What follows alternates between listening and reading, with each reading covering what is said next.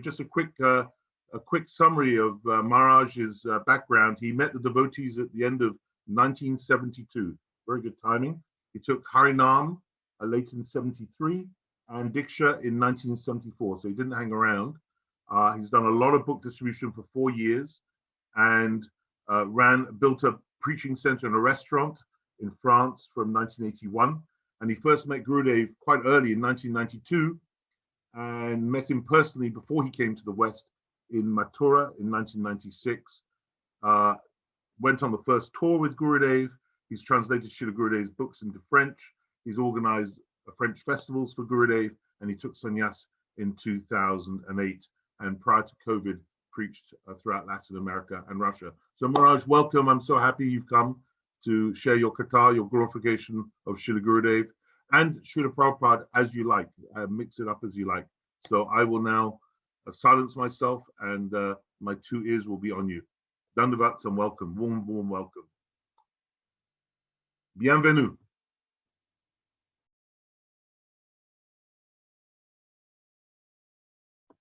Oh, you just need to unmute yourself, Maharaj. First of all, I want to offer my humble obeisances unto the lotus feet of my spiritual masters, A.C. Bhaktivedanta Srila Prabhupada, Srila Govinda Maharaj, Srila Bhaktivedanta Narayana Goswami Maharaj, Srila Gurudev, Srila Bhaktivedanta Madhusudan Maharaj, and Srimati Krishna Priya Devi from the Krishna Balaram temple. Well, I'm just a very ordinary person. I don't know why I was invited not to speak on Gurudev's glories. I don't have so much to say. I met Gurudev first time in 92, I think.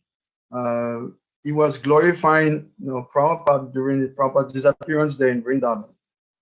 And then right from there, I got a hint, although I didn't know at the time, that his mission was to stress the importance of Raganuga Bhakti. Because right there, in that very first meeting when I heard him speak, he said, no, I think that the senior devotees of ISKCON, they should start to inquire and prepare themselves to enter into Raganuga Bhakti. He had been speaking just before Srila Bhaktivedanta Puri Maharaj, who was sometimes a little fiery. They would sometimes call him Chili Maharaj because he was very uncompromising and very strict. So Srila Gurudev somehow spoke before him because the Maharaj was a little late. So as soon as Gurudev stopped speaking, I remember Srila Bhaktivedanta Puri Maharaj just grabbed the mic without any assistance and said, what are you speaking about Raganuga Bhakti? They don't even know how to speak, how to chant japa properly. So I remember those words very strongly. Gurudev introducing the idea of Raganuga Bhakti, and Puri Maharaj said, oh, what are you talking about? No, they're not qualified. But right there, that's the first time I heard Gurudev speak. And right there, he was speaking of Raganuga Bhakti. And then later on, in 93, Balaram's appearance there, because as you remember, every year Srila Gurudev was invited to speak in ISKCON Vrindavan temple on the day of Lord Balaram's appearance. And on the day of Prabhupada's sannyas, he would go, the devotees would go to Mathura, because that was the day Prabhupada took sannyas on Mathura. So I remember when my first son was in Gurukul, he was playing Lord Balaram, and I went to see. And that day I didn't know Srila Gurudev was speaking. And then I registered the lecture with the camera, but I had for the first time malaria. So when I was looking at the video, the whole thing is trembling because I was just trembling with fever. You cannot see the thing properly because it's so much. And Gurudev again spoke of Raganuga Bhakti on that time. Then I met him first time really personally in Mathura, right after we put Srila Govinda Maharaj in Samadhi. As soon as we finished the ceremony, I jumped on the train and went to Mathura, because Srila Prabhupada had said that if you have any questions, any issues, you can approach two persons, Srila Bhakti-Rakshak Maharaj and Srila Bhaktivedanta Narayana Goswami Maharaj. So Srila Bhakti-Rakshak Maharaj already had gone, and Srila Narayana Maharaj Gurudev was still there. So I jumped on the train and went all the way to Mathura from Bhubaneswar.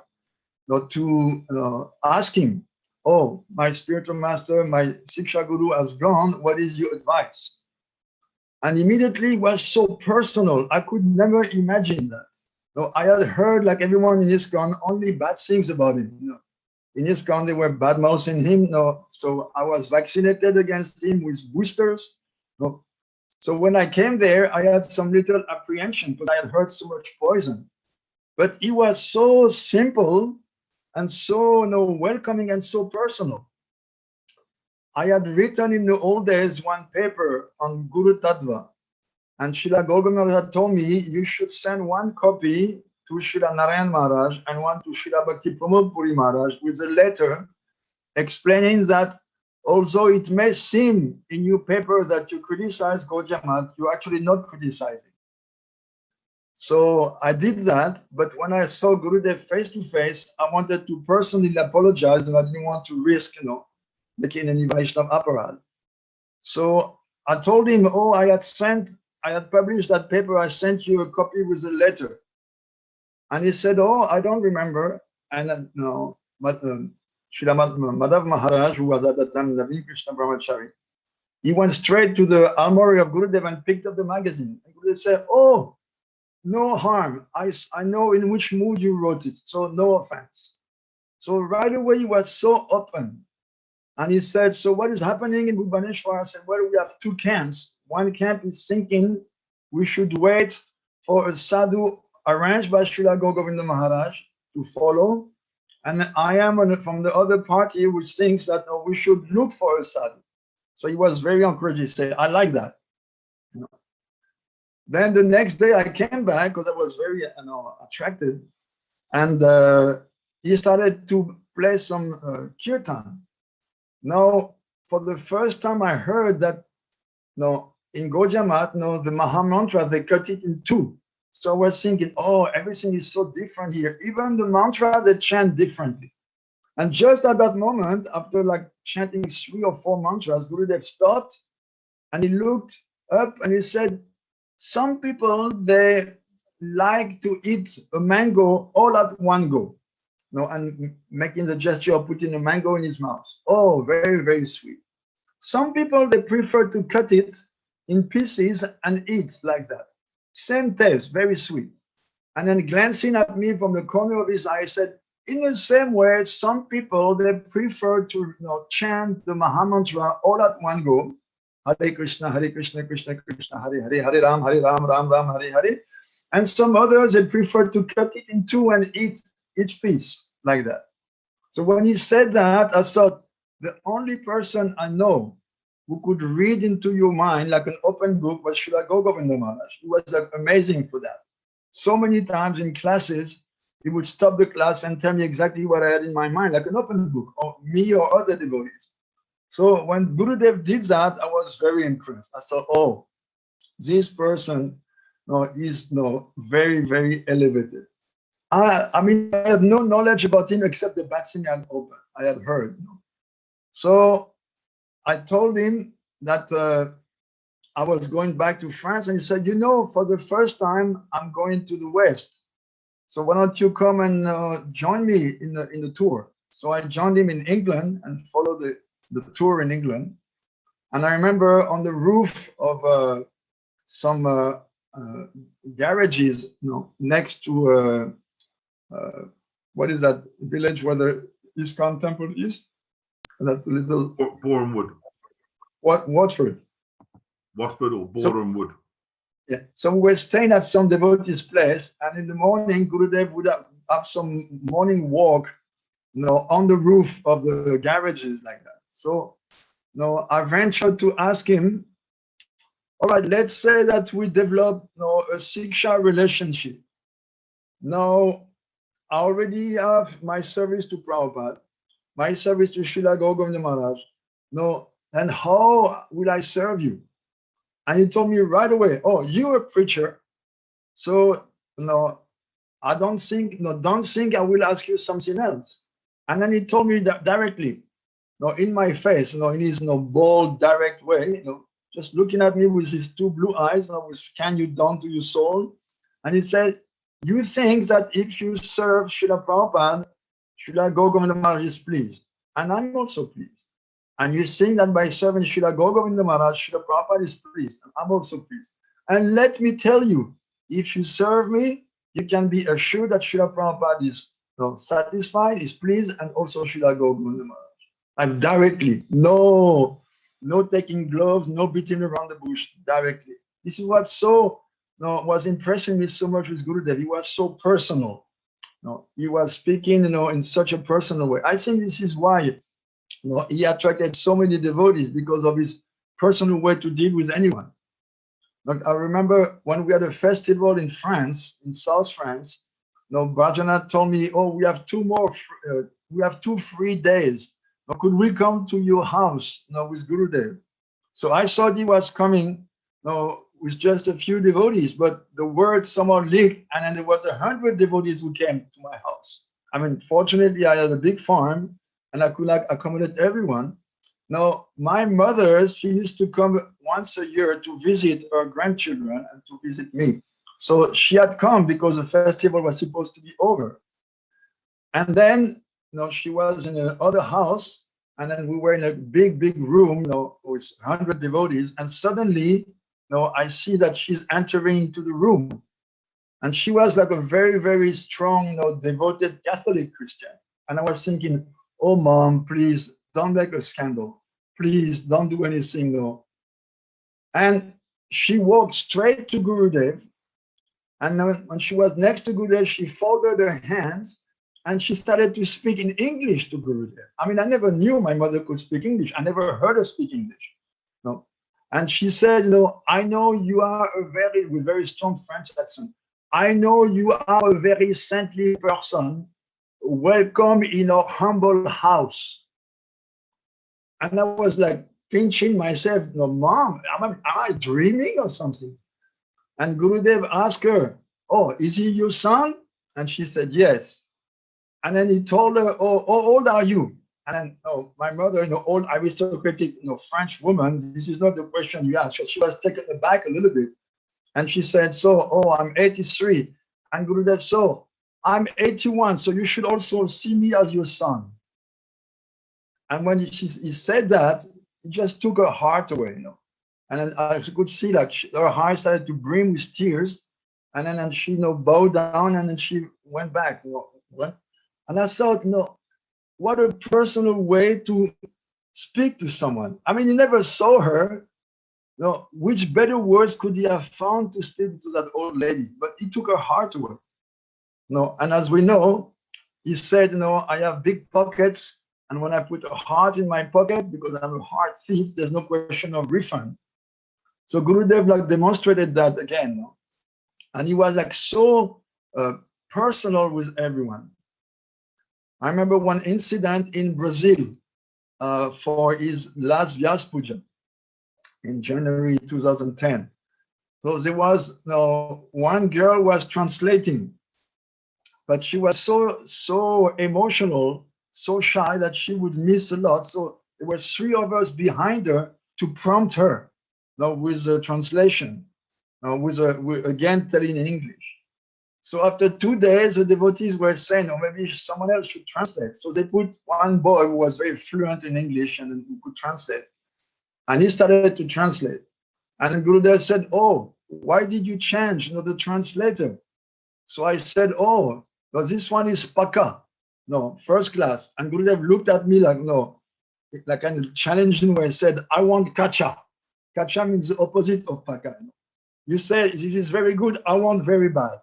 Gurudev was so bold and so determined and so personal. And after that, he gave initiation to hundreds of devotees. And I was taking pictures and I sent them to all of them. Although Brajanath said, "Don't take pictures." Madam Mar said, "Don't take pictures." But I was thinking, maybe this is the first time they will see their guru. Maybe this is the last tour he will do. So I was taking pictures again and again and again. And he was so personal with each of the new devotees. It was amazing.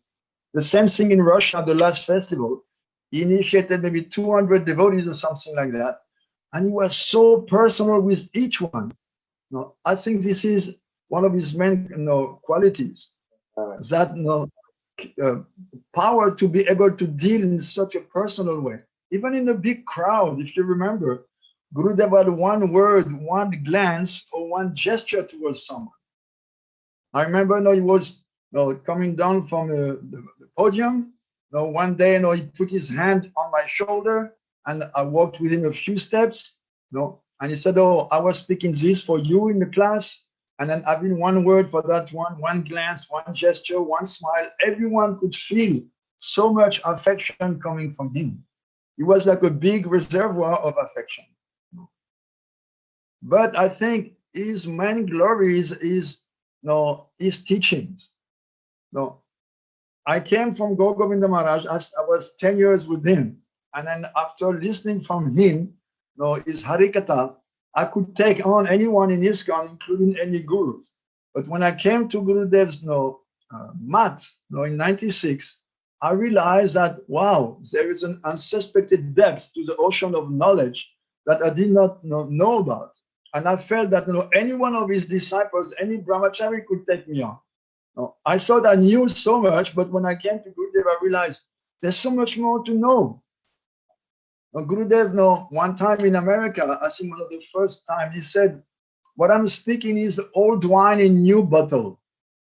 And this is exactly what Gurudev did. He shed new light on the topics that we had heard and read about for so long, but that we did not catch. Because he was able to put like a magnifying glass or a projector lamp on some passages of the scripture that we had read. I remember the first volume of Chaitanya Charitamrita. I had read it maybe 20 times. But Gurudev, he stressed some verses in the 3rd and 4th chapter that I never clicked upon, where he's actually saying, this is a mission of Mahaprabhu, and if you just follow Vedi Bhakti, you will go to Vaikuntha. If you want to go to Vrindavan, you have to follow Raganuga Bhakti. Mahaprabhu came to teach Raganuga Bhakti. This I had read so many times, but it never clicked. And that was really Gurudev's mission, somehow to inject into us some greed for Raganuga Bhakti, because as the verse says, Tatralolyam Mulyam Ekalam, the only price to enter into that sacred path of Ragamarg is an intense greed, intense desire for it. And Gurudev was revealing so many things that we have never heard about. He made it very tangible. He was speaking in so much detail. What does it mean to be a Bhavut Bhakta, a devotee on the level of Bhav Bhakti? He was describing in so much details. What does it consist of? What do you feel? What do you experience? What is your realization? What do you do on that level?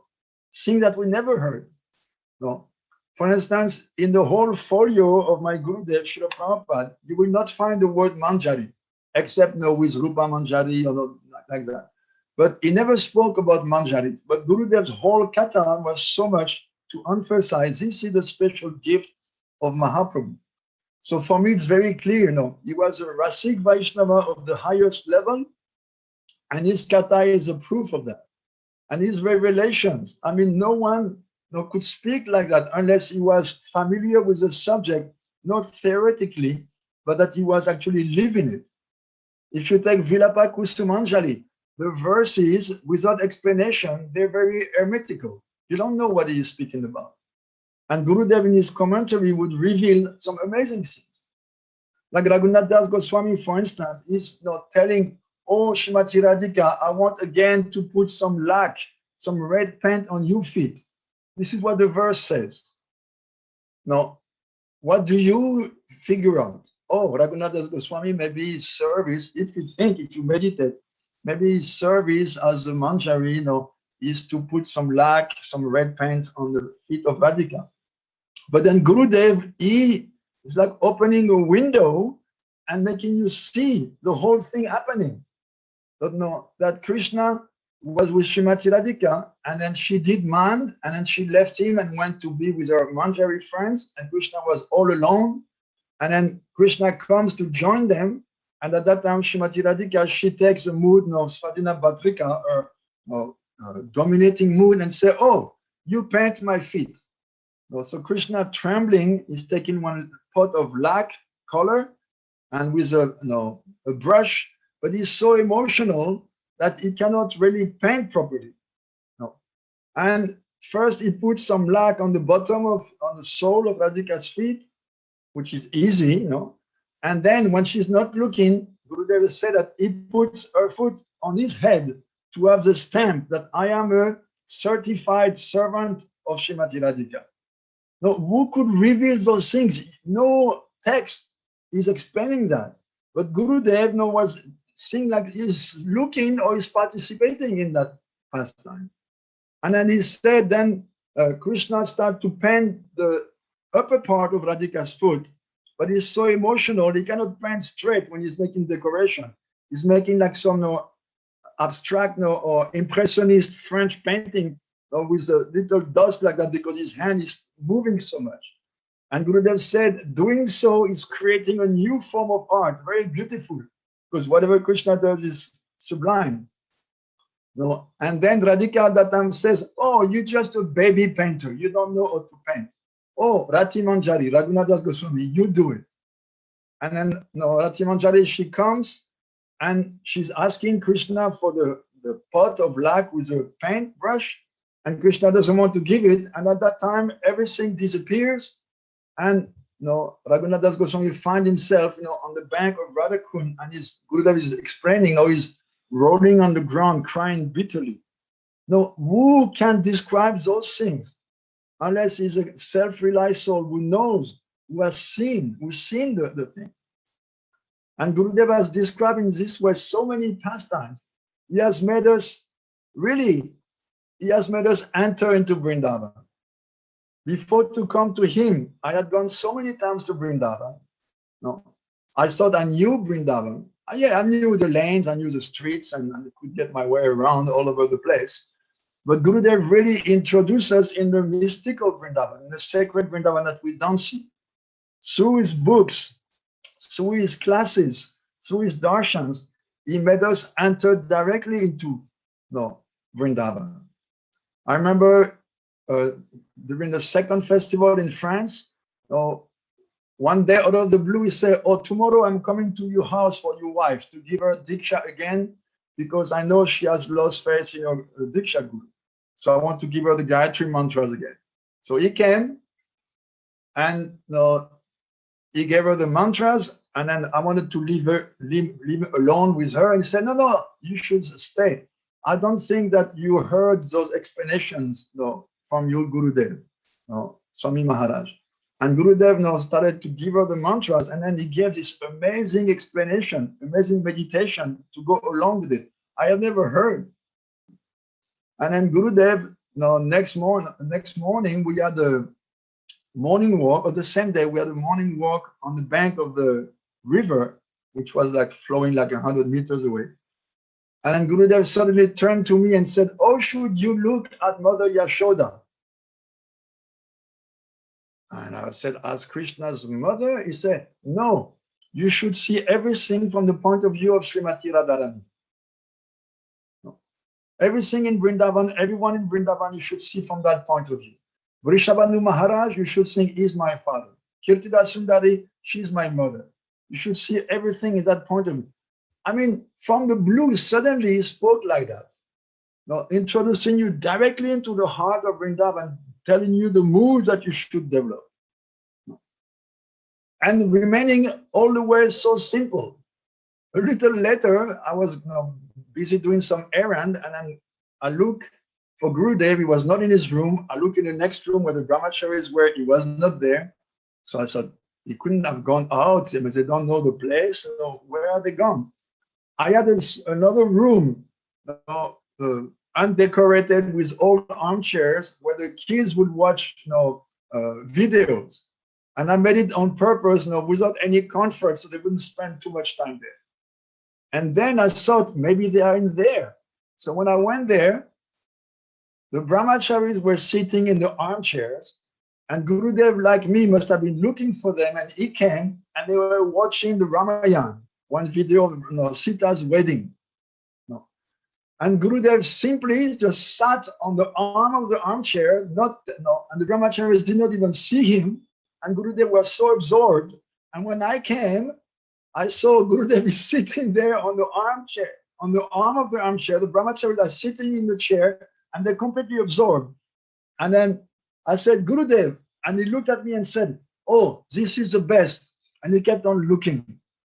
So simple, no any decorum, no any etiquette, nothing, just completely relaxed. No. That was just so amazing. How much time do I have left? I didn't know when I started. Maharaj, you can go for another, let's see, 8 minutes. Okay. So, I think Gurudev also, I mean, this is my own speculation, but I think Gurudev has a special relationship with Srila Vishwanath Chakravarti Thakur. I even think, I mean, this is my 2 cents worth on it. I even think that he may be a manifestation of the Thakur himself. I think in the future, some Acharya will reveal, just like Gurudev revealed to us that Bhaktivinoda Thakur is like a manifestation of Gadadhar Pandit, or some say that Vishwanath Chakravarti Thakur is a manifestation of Rupa Goswami, who came back to explain in a more clear way what he had said in a sutra form, in his books. Because if you examine Gurudev's Katha, practically everything is from Vishwanath Chakravarti Thakur. His commentary on Bhagavad Gita, Vishwanath. His main topic, Madhurya Kadambini, Vishwanath. No, Bhakti Rasamrita Sindhu Bindu, Vishwanath Chakravarti Thakur. No, all even very esoteric books like Laira Valari, very unknown books, but nobody knows those texts. No, Vishwanath Chakravarti Thakur is translated. And not only translated, he gave such a deep commentary on them. So I'm convinced he was, I don't know, a partial manifestation or empowered by him, but something with Vishwanath Chakravarti Thakur. Because the Thakur is known, for instance, in Bhagavad Gita to express like a dialogue which you don't find in the Bhagavad Gita, but which is there, like you can read between the lines, between Krishna and Arjuna, like in the first chapter and second chapter. All the argument between Krishna and Arjuna, Vishwanath Chakravarti Thakur is feeding us more detail than you find in the Gita. Krishna is saying like this, Arjuna is answering like that. No, it's like by his realization and intuition, he can tell. And Gurudev did exactly the same. So I believe that he was on that platform of Rasik Vaishnava, and he was empowered, or maybe a manifestation of the Vishwanath Chakravarti Thakur himself. I'm sure someone one day, some self-realized soul will establish that glory of Gurudev, that he had that connection with him. He gave so many hints. I mean, who would translate Ragavatma Chandrika, which is like a book specialized for people who are entering and practicing Raganuga Bhakti. And Gurudev gave all the hints, all the details, all the verses, like as if he was like the Thakur himself, explaining what he had written in sutras, in verses. And if you take also Bhajan Rahasya of Bhaktivinoda Thakur, so much detail he has given. Already the Thakur, Bhaktivinoda, is giving us so much Rahasya, secrets. I mean, in the introduction, if you remember, Saraswati Thakur is saying that usually Rahasya means secrets that the Guru will reveal only to a very qualified disciple in confidence. But Bhaktivinoda Thakur is so merciful that he broadly broadcasted this knowledge.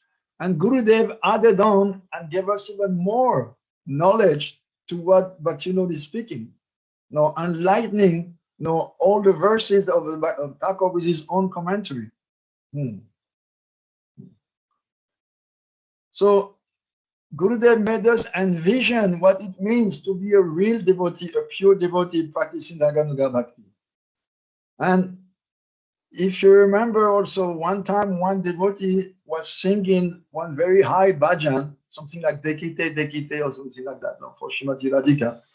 And Gurudev told him, why don't you chant something more simple, like my favorite bhajan, Bimala Vaishnava. And in this bhajan is a secret for spiritual advancement. Bimala Vaishnava Rati Upajibe Vasana Oibe Kshin. When will I develop deep attachment, rati, for the pure-hearted Vaishnavas? At that time, all my anarthas, especially lust and greed, they will disappear. So Gurudev there was, because he was making the devotees sing that bhajan again and again, especially in the early days. And he was giving us a hint. If you want to become free from Maya, you have to become attached, deeply attached to a pure devotee. Gurudev gave us all the good reasons and all the facilities to become attached to him. No, that is coming from Kapila Dev in 3rd canto of Bhagavatam. No, that famous verse which says that every man of intelligence knows that attachment to the material is the greatest entanglement for the conditioned soul. But the same attachment, if you report it on the sadhus, it opens the door to liberation. Then the next verse is describing the qualities of the sadhus. And if you look at Gurudev's character, but I'm not going to go into it one by one, all the qualities of that verse, titikshava, tolerance, karunika, compassion, ajata shatrava santa, not having any enemies, suridam sarvadehinam, friend to all beings, sadhava, decorated with all good qualities, shanta, peaceful, sadhu bhushana, all this is in Gurudev. So if we which can, verse is that, Maharaj? this is from the 3rd canto of Kapila Dev. It begins with titikshava karunika. Maybe 25th chapter, I'm not sure. Titikshava karunika. No, all the qualities of a sadhu are there. And if you take Gurudev, you can write about every quality of that, or speak about every quality of his, according to that verse. He was decorated sadhu bhushana. He was decorated with all those wonderful qualities. So I want to offer my Pushpanjali at his lotus feet. I'm thinking, how can we live without Gurudev? How can we maintain our life? Just like Mahaprabhu, he was saying, I don't have even a trace, a smell of love for Krishna, but I'm still maintaining my life like a fly, my fly-like life. How can I do that? And in the same way, having known someone like Gurudev, how can we even maintain our life without him? How can we live? How can we find any joy in existence without him? Only if we can remember him. He said actually, when devotees were asking him, after you're gone, what kind of bhajan we should do? He said, if you remember me, that is very good bhajan. Because remembrance, according to Chaitanya Charitamrita, remembrance of the sadhus, it evaporates all the sorts of material enjoyment. It evaporates all your anarthas.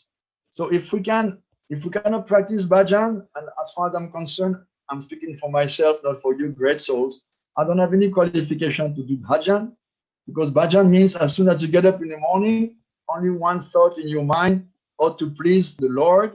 No, I don't have any qualification for that. But if we can think of Gurudev, this will be the best bhajan. Srila Gurudev ki jai, Nitai Go Premanande. Thank you for giving me a chance to speak a few words in his glories. Maharaji, that was really beautiful. The 26 qualities are: he's very kind to everyone. He does not make anyone his enemy. He's truthful. He's equal to everyone. No one can find. No, not the 26. Not those 26. No, these are 6 qualities. Titikshava. No. The 6. Okay. I have the book on my desk because no, it's not there. I just took it off. No, titikshava, tolerance, karunika, compassionate, suridam sarvadehinam, friendly to all, ajata shatrava, he doesn't have any enemy, he doesn't consider anyone as his enemy, even if some fools may attack him or blaspheme him. Shanta is peaceful. Sadhava is following the scriptures. Sadhu Bhushana is decorated with all divine qualities. Beautiful. Thank you.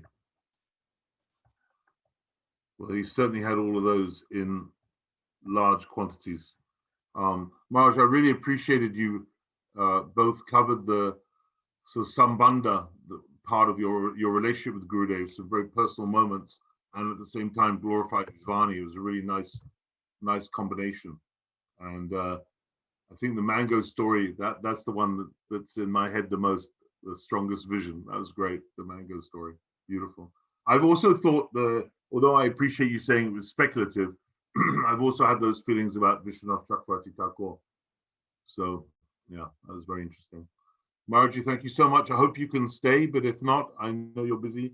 I understand. Oh, right now I have my class with the Russian devotees. Oh yes, you have your Russian class, of course. Okay.